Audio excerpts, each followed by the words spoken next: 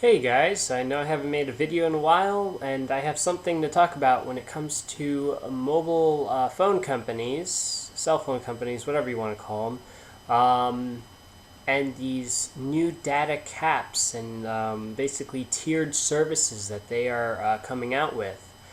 I have to say one thing is I don't agree with them at all. And I'm trying to really kind of find a logical reason for them, and I can't come up with a single one. These plans only serve one purpose. They enable a corporation to charge you overages. They allow them to nickel and dime you for every penny you're worth. To get something that you were getting at one point, now you're not getting it. Now, me personally, I don't have to worry about these fucking plans because I'm going to automatically be grandfathered in. If I'm not, that automatically null and voids the contract. A company cannot change the terms of the contract while you're in it. The moment they do this, you're free to go without paying a single fee. With Verizon's the latest to pretty much introduce a new set of plans, and they completely axed the unlimited data plan. What really sets me off is how they basically tried to really fuck over the user. And this is how they do it. They're saying that the 4G LTE smartphones share the exact same plan rates as the 3G smartphone users. Here's the problem with it. If you're not getting unlimited on 4G, you're fucked. Because 4G, the whole point and purpose of 4G is that you're getting speeds very similar to your home internet. Now, me personally, yesterday, I probably ate through 75 gigs of data.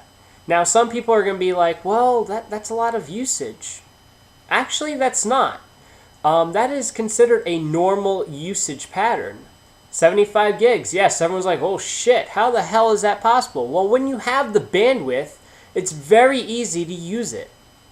You know, okay, for instance, a simple thing, going on YouTube. Well, people upload high-definition videos more than ever now, and that takes up more space. That takes up more bandwidth. So now you have people who will watch 1080p videos streaming from YouTube. Whereas back in the day, we used to only do standard definition. We used to do below 480. We used to do 320.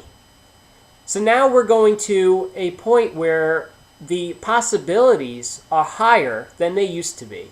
We're now watching high-def content. We're watching high-def content on the go.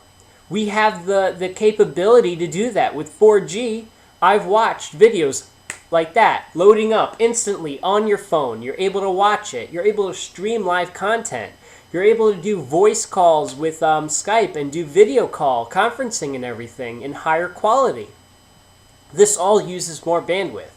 It's not the usage or the user's usage patterns that have changed. It's the technology behind it that has changed. And the thing is in the future, it's only going to get worse. We're only going to be using even more data. I mean, as I said, case in point, YouTube is a prime example. That back in the day, they didn't have high definition content. Now they do. So what are you going to watch? You going to watch the standard def? Well, if you have the bandwidth to handle high def, why not go for high def? Well, let's say watching SouthParkStudios.com. Back in the day, they didn't have high-definition versions of the shows. Now they do. If you watch the newer episodes that were made in HD, it automatically kicks you into high def. It automatically takes full advantage of your available bandwidth. But these companies don't want to say it like that. The company's like, well, wait. Now that everybody's using this, we need to put a cap down on this. We need to milk the situation. Because 2 gigs is nothing. I walk to and from work every single day. My commute is 2 hours a day total. 1 hour to, 1 hour from. What am I doing? I walk, right? So I like to listen to music. Do I buy all my music? Fuck no. I'd be poor if I did. I use Rdio, a music streaming service that I pay $10 a month for. Well, I use that every day except for Saturdays and Sundays. I use it for 2 hours a day 5 days a week. I easily eat through 4 gigs of data within a month. Easily. And that's just from RDO. Not to mention YouTube videos I watch. If I'm on a long car trip or a bus trip or whatever, I use more video content. I load up web pages. These things take up even more data than just streaming music. So now, this is the point, is that since when does any of this ever benefit the user? And that with 4G, this is an even worse problem. You can easily eat through 2 gigs just from watching YouTube videos in one day on 4G. Easily. Probably within an hour or two, you can easily eat through a 2 gig cap. You can easily eat through the 10 gig cap, which they charge $80 for. Then they charge you $10 in every additional gig. So I don't understand where people are just sitting back and saying it's okay.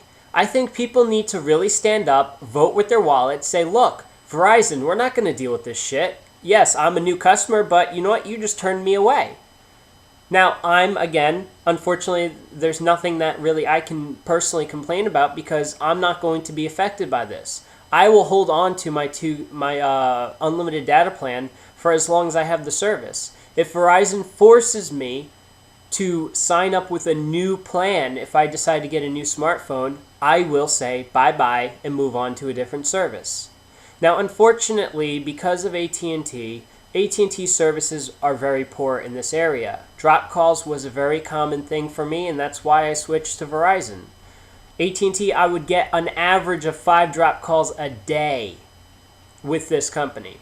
And half the time, I couldn't even talk to people because I would hear bits and pieces of what they were saying because the service is just so poor. Now, AT&T wants to buy out T-Mobile. Well, now you're reducing the competition. You're reducing your choices. I think that's a problem. I think that this entire thing should be killed off. T-Mobile should not be allowed to integrate with AT&T. They should not be allowed to merge because there just aren't enough choices. You have every little small-time cell phone company. For one, they never get the good phones. They always get shit. They have the best plans, but also their coverage isn't the greatest. These are problems in the cell phone industry. Think about another issue besides all this data plan and stuff, your cell phone. Companies have no incentive to make phones cheaper. Why? Because cell phone providers, the companies that provide your service, subsidize the cost. So when they subsidize your cost, the phone's only $200, but you have to sign a 2-year contract. The whole 2-year contract thing is the main reason why cell phones cost $600 to $700 to buy without a contract.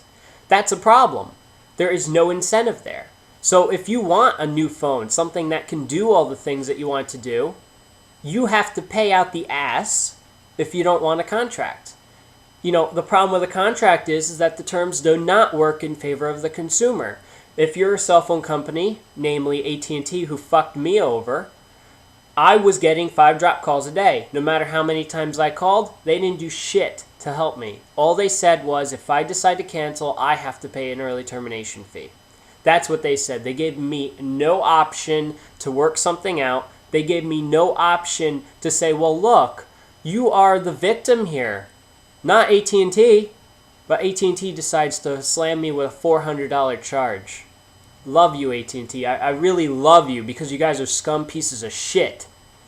Cell phone companies are a major issue in this country. Other countries actually have it significantly better. And I know this for a fact. O2 Networks had tethering prior to AT&T. O2 Networks still has unlimited data. AT&T doesn't. All these other companies from other countries have better plans because they don't dick people over. In America, we have a problem, and this is starting to become an issue with home internet use. Look at Canada. Canada has the worst at the moment in regards to data caps for home use. Fortunately for me, I live in an area where I have choices. You have a choice between dickhole Cablevision, who doesn't take no for an answer when I decide to tell them to shove it up their ass. Verizon, which is very, very good. But unfortunately, you go about, let's say, an hour south from where I live. Nope, you only have one choice. It's Comcast. You have Comcast or dial-up. Your choice. Yeah, that's a really good choice. Either slow-ass internet or capped internet. You know, so this is the problem, is that even home internet service providers, you're fucked. You have to accept it and take it up the ass because they're your only option. These are problems in the industry of data and everything. I mean, even worse is that these companies are treating and trying to brainwash people into thinking that data is a resource of some sort, that it's a limited resource. It's not. Data is unlimited. I mean, imagine how much data I pump through internally in my house. I have a server that I have all of my music, movies, pictures, everything, and I stream it all across the house. Does it cost me more money to stream that shit across the house if I already have the equipment? No.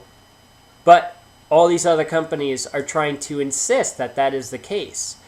Instead of building up their infrastructure and being more future-proof, they decide to sit on their ass and say, well, the reason why it's so slow is because people are just using it too much, so therefore we enforced caps and fees to teach people to not use that much data.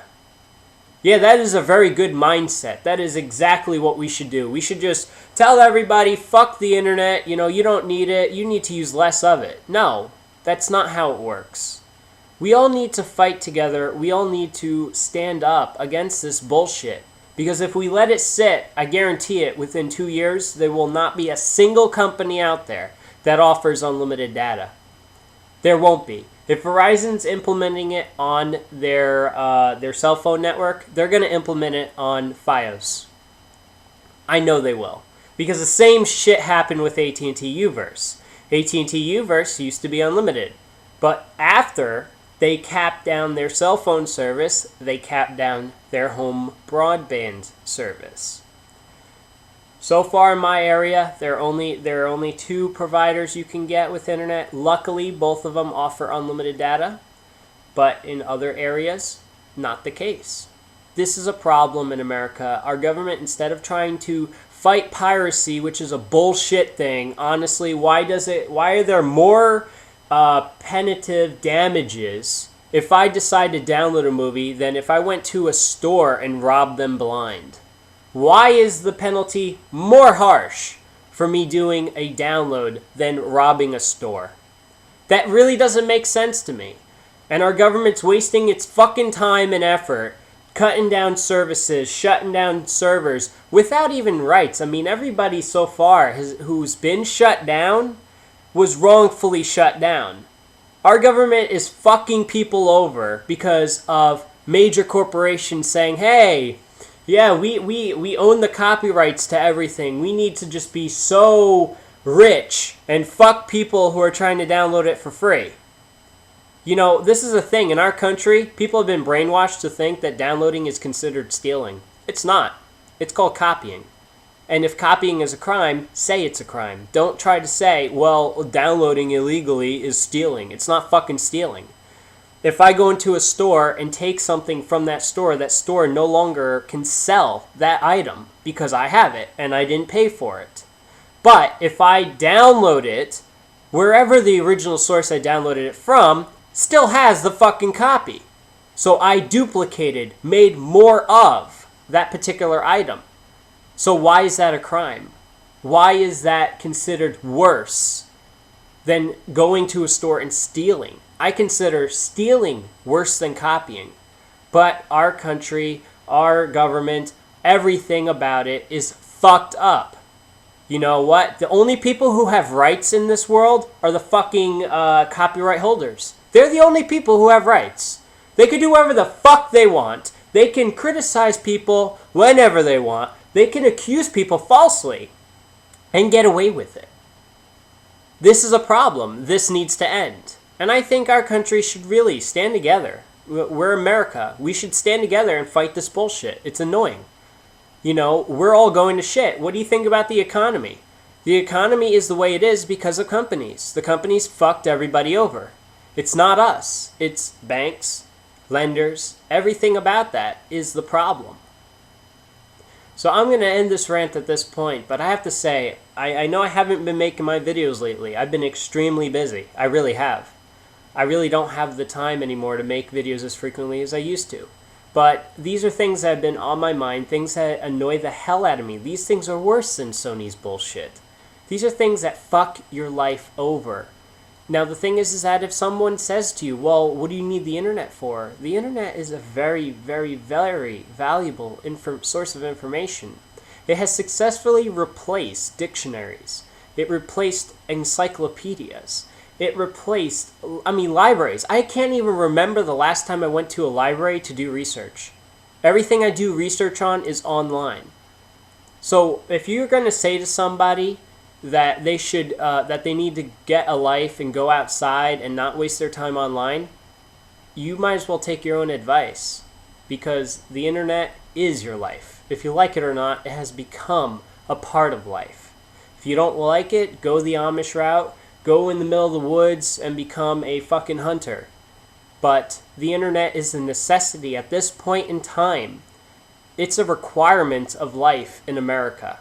And a requirement of life should not be taxed the way it is. It should not be as expensive the way it is, because in reality it doesn't cost that much to provide what we get. Companies just want you to think that they're being nice to you. Take care, guys. Look out for future content. And subscribe.